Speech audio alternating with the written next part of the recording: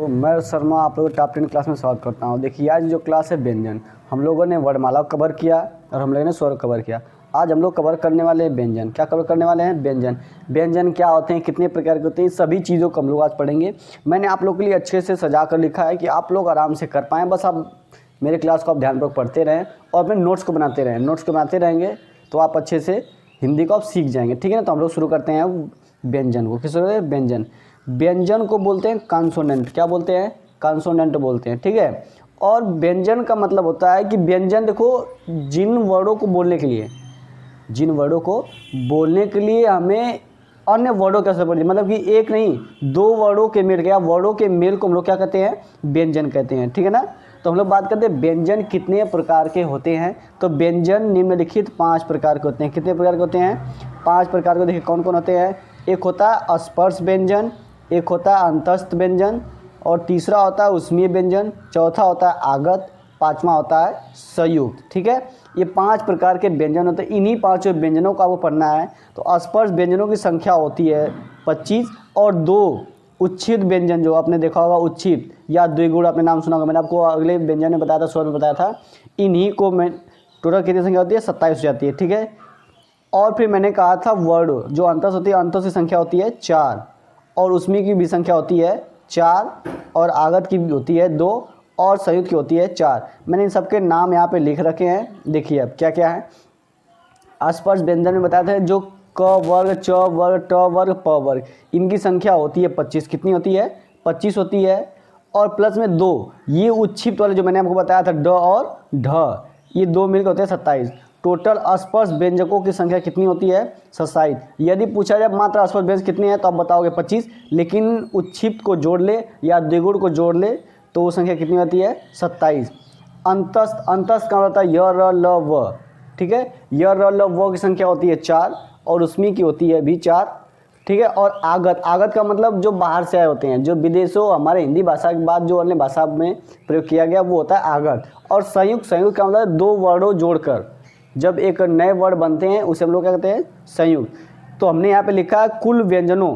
देखिए मैंने यहाँ पे लिख रखा है कुल व्यंजनों। कुल व्यंजनों में वर्डों की संख्या कितनी है? 41 है, और कुल स्वरों की संख्या 11 है। कितनी है? 11। मैंने आप लिख रखा है। देखिए आप लोग देख पा रहे होंगे बढ़िया से। देखिए मैं आप फिर से बताता हूँ। देखिए कुल व्यंजनों की संख्या 41 होती है, और कुल स्वरों की संख्या 11। इन टोटल जोड़ कितने होते हैं भैया? वर्डों की संख्या 52।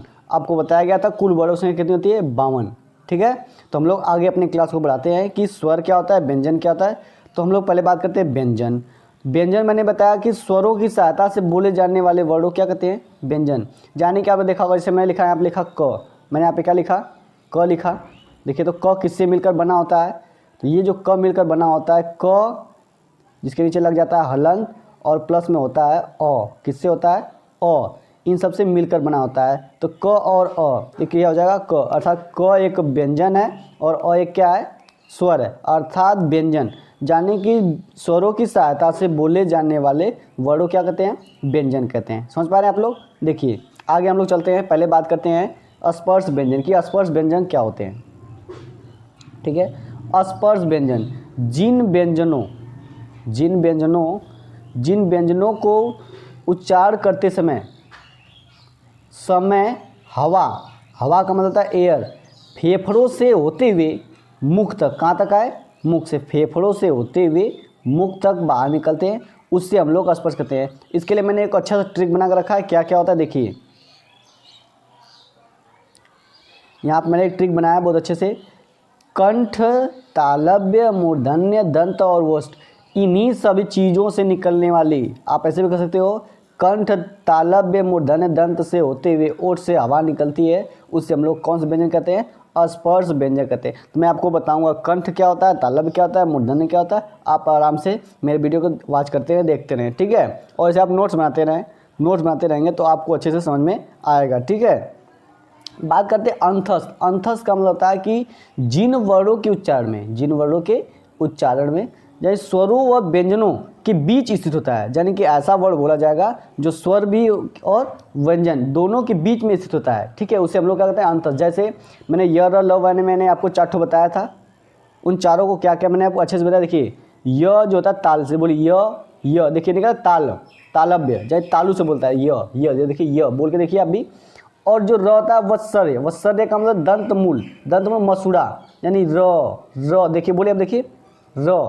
और जो ल भी आता है वो आता है दंत मूल, वो भी किसे आता है, मसूड़े से ही आता है, अर्थात वत्सल्य होता है, ठीक ना, वत्सल्य होता है। जैसे ल देखिए बोलिए ल देखिए नहीं आ रहा है, वो किसे आता है, दंत ओष्ठ, जैसे दांत जो नीचे भी आता है और दांत ऊपर, इन दोनों को मिलाकर बनाया जाता है, ठीक है। और इसे हम लोग ये देखिए बोलते हैं सघोष और अल्प प्राण भी कहते हैं। इन सभी चारों को हम लोग क्या कहते हैं, सघोष और अल्प प्राण। मैं आपको सघोष नहीं पता है तो मैं आपको अगली वीडियो में सघोष के बारे में एक्सप्लेन करूँगा और अल्प प्राण के बारे में बताऊँगा, ठीक है।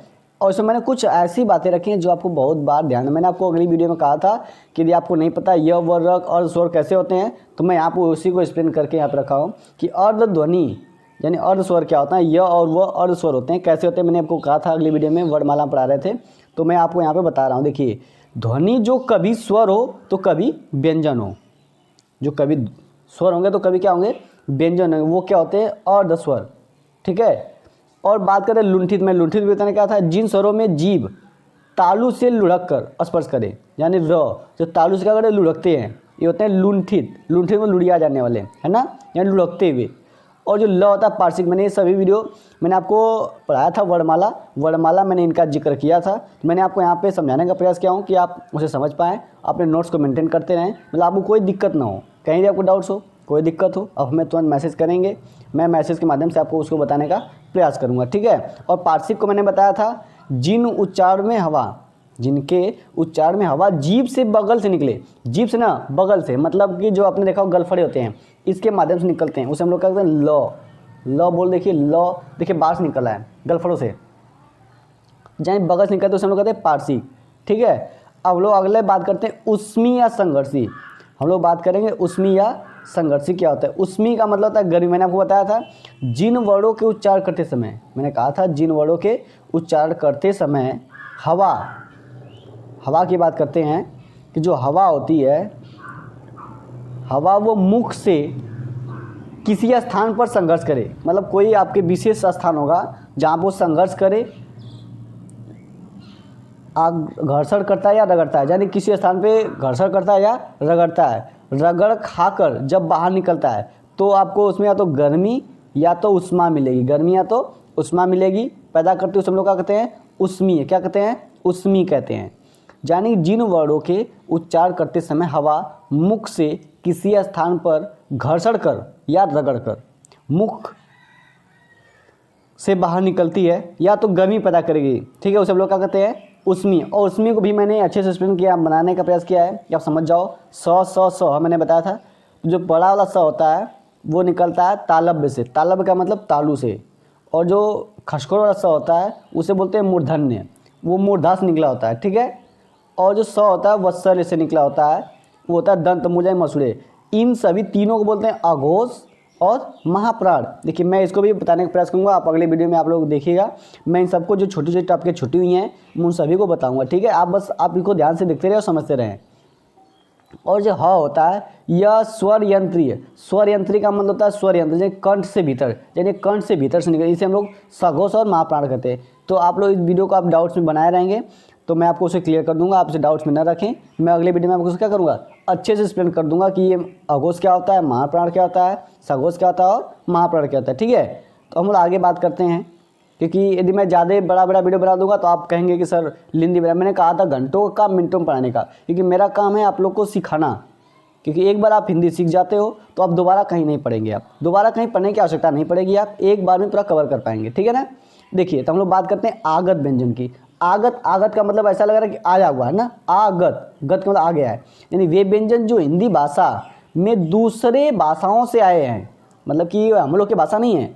जो आपने देखा होगा ज और फ, आपने देखा होगा जो जो यहाँ पे अनुस्वार लगा होता है ज, और जो होता है फ यहाँ पे लगा होता है अनुस्वार, देखिए होगा ना, लुप्ता जिसे बोलते, नुफ्ता क्या बोलते हैं, नुफ्ता क्या बोलते हैं, नुफ्ता। मैं आपको नुफ्ता के बारे में बताऊंगा, अनुस्वार के बारे में बताऊंगा, ठीक है, इन सब के बारे में आपको बताऊंगा। अर्थात वे व्यंजन जो हिंदी भाषा में दूसरे भाषाओं से आए हैं उसे हम लोग क्या कहते हैं, आगत कहते हैं। क्या कहते हैं, आगत।